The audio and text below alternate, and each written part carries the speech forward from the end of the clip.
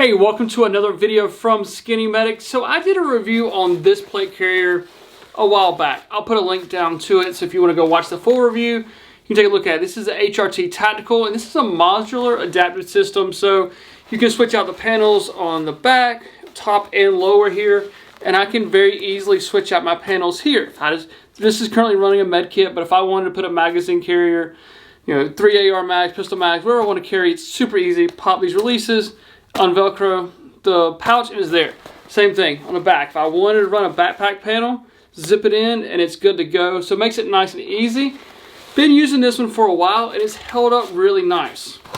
So this is going to be a first look at their new carrier system. Now, I have not used this yet, haven't trained with it, haven't done anything with it. I just put it together. And it takes some putting together. So this is a load bearing system, so same concept. I put my old panels on here, so this has the smaller panels up top, a back panel here that can pull a med kit out. Here you can carry magazines, med kit, wherever you like to, a little admin pouch there. The difference with this one is the side panels here. So this has a load bearing system on it that's going to make it nice and rigid. The difference in this one is going to be the load bearing panels on the side. It's going to make it a lot easier for those really long days, you're on SWAT calls, range days, things like that, to kind of help carry this weight.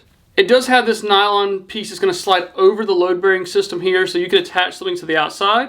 It also has a little pouch on the inside that you could put another magazine, or you could put a radio wherever you'd like to. They did also change the shoulder straps here. It's got a quick release here, so in case you need to get out of your vest quickly, it has a quick release here.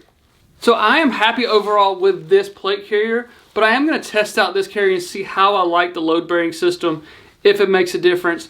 And we'll come back and we'll do a better review, full review on it. Just want to kind of give you a quick look at it.